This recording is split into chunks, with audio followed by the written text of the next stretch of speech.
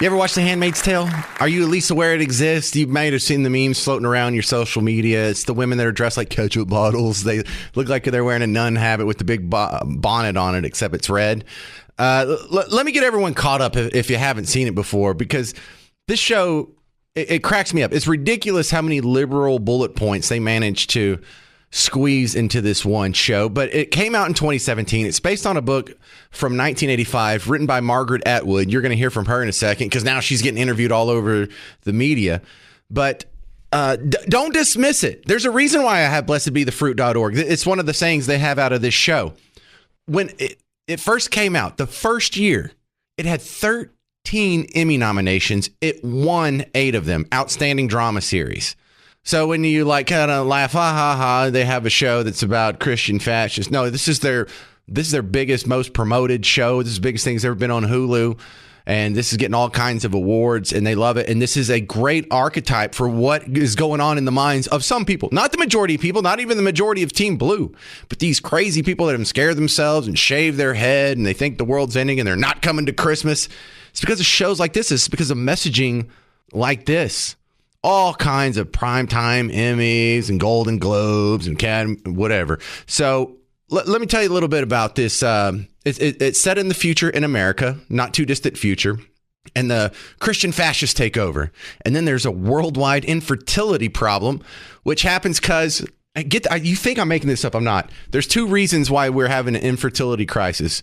A lack of universal health care, lack of health care access, poor health care, and also environmental pollution. I am not making this up. So this leads to the enslavement of fertile women in this place called Gilead. And it's sort of an extremist interpretation of the biblical take that liberals imagine what's in the Bible.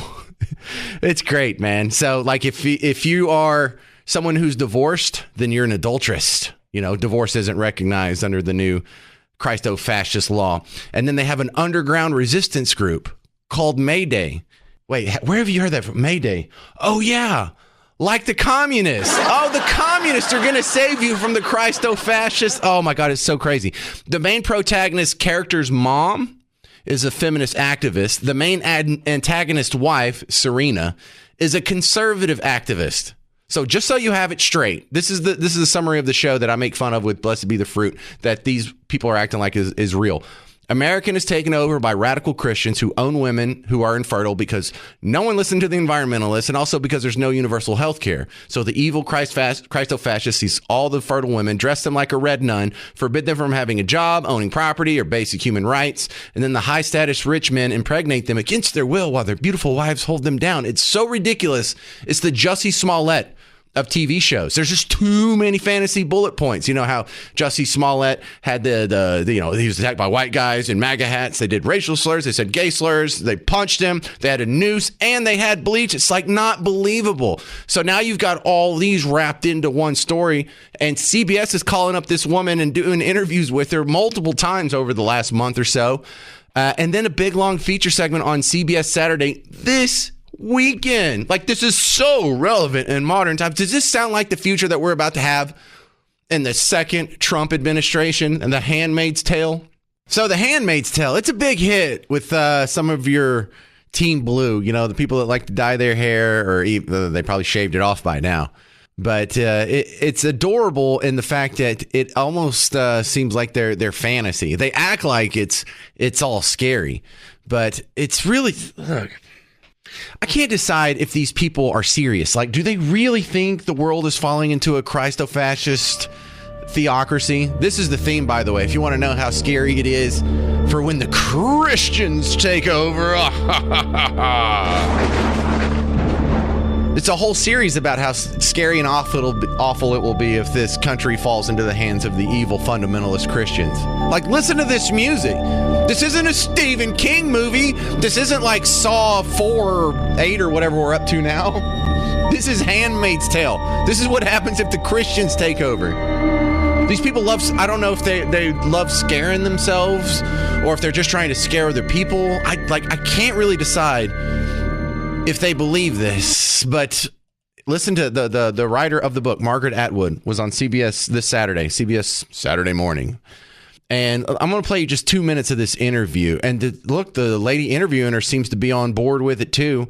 The older one is Margaret Atwood. The book came out in 1985, and they're acting like, whoa, this is the blueprint for what's happening now. Struck a chord after the 2016 election and a promise to end abortion rights. Why did God? Although written in the era of another Republican president, Ronald Reagan. Going crazy.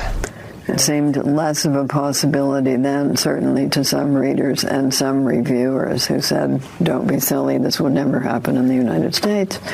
And now they're saying there should not be an instruction manual.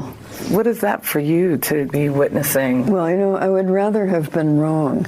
You are wrong. The choice. Atwood leans on the lessons of history. Very different times we're living in. They're very different times, but all times have been different from what came before. Oh, what you do is surf the wave, do not despair, try to have a clear-eyed view of what is going on.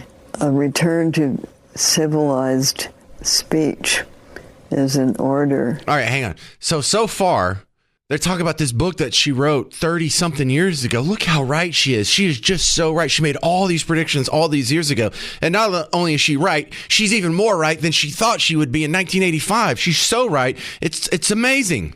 And the ability to listen to what other people keep going are saying and understand perhaps why they are saying it. A research skill she learned from her parents, both scientists, who raised her in the outdoors of Ontario. I therefore grew up more with the biologists than with any kind of writer. And that's why I'm so picky about particulars. That's why you're so specific about getting things right. That's a very nice way of putting it. See, so not only is she right all the time, she's right in these very specific ways. So it's not like she generally got the idea of what the future is going to look like, right? She's right on all these specifics. So right, so meticulous in being right. Because her parents are scientists, and that's why it's so amazing. And then what do they say? Like in the second half of the same package, what do they say? Is part of your, I don't know if it's a drive or a mission, compulsion.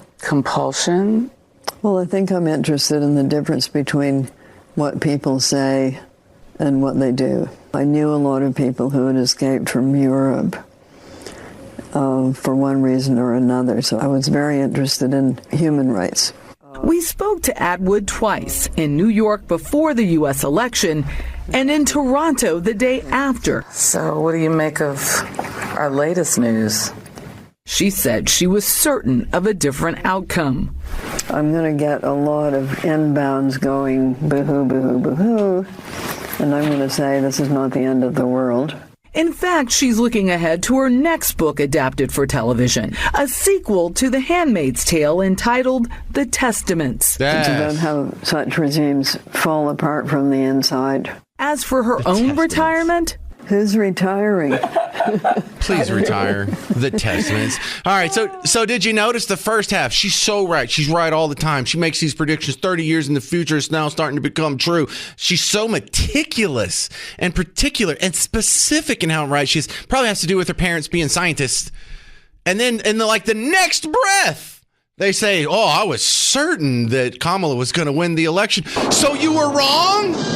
So you can't make predictions about the election that's going to happen on Tuesday, but the stuff that you're predicting 30 years in the future, oh, you're totally right about that. Don't they even realize they undercut themselves? God, you're so right all the time. What about the election? Oh, no, she was wrong about that. Oh, no, she was wrong. Is there one person in America that wants to seize all the fertile wombs of the single women and register them and enslave them and put them in red robes? I mean, that's in nobody's playbook. That's not even in Project 2025.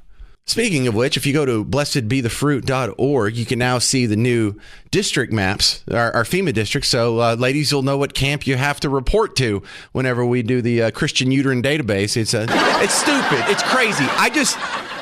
Do they really think this is true? Do they really think this is going to happen? Are they just scaring the crap out of themselves for nothing?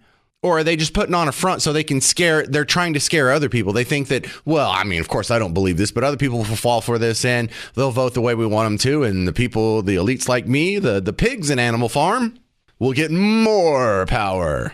I don't know if they really believe this or not. They sound like they do, but it's so out there and not believable. You're a crazy person. You have mental problems if you think we're headed to a Handmaid's Tale, or you think that's ever going to happen in the United States. Even as long as the time scale before you die, before your kids, your grandkids, your great-grandkids, it's not going to happen. We're not even close to it. Donald Trump used to have a teenage bikini contest. He's not about to dress y'all up like the Emperor's guards in Return of the Jedi. Go to blessedbethefruit.org, though. Have a good laugh at it. Pass it around. If they're really going to believe this, I'm just going to needle them forever with that. But I look like a genius by picking up blessedbethefruit.org because they're leaning into it now. I was kind of joking about it, but also in my joke, I'm pointing out at how crazy the mindset and the worldview of these people is. Then you got CBS backing her up. We interviewed her before the election in New York, after the election in Toronto. We're basically following around interviewing her all the time because she's so what? Relevant? 800-288-9227 if you have any hot opinions on that. Yeah, so they're running to interview Margaret Atwood about the book she wrote 35 years ago. You know who you don't see the media running to interview? Who's far more relevant? What about Hunter's baby mama? Huh? What do you mean? No one wants to talk to any of the hookers from Hunter Biden's videos? No one wants to interview the mother of the grandchild of the sitting president who's never met the president? The president's never met his own grandkid. Anyone going to do an interview there? No, let's go get this woman who wrote a book slandering Christians 35 years ago and act like that's the truth.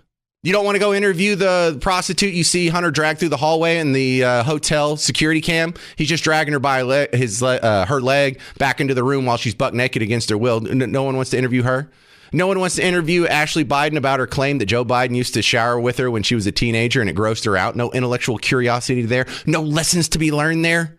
Look, I ain't even mad. These people are so ridiculous. I think they're making absolute fools out of themselves and hurting their cause. But the media, what a joke. They didn't want to interview the ex-girlfriend that said Doug Emhoff hit her. They didn't want to interview the other ladies he had an affair with. No one wouldn't want to find any of the little gay kids Tim Waltz was trying to herd into a gay club when he worked at public schools. No intellectual curiosity. Let's go talk to Margaret Atwood because we think that's relevant. Clowns. This is why the legacy media is dying a little bit every day, and I just can't wait for it to die fast enough.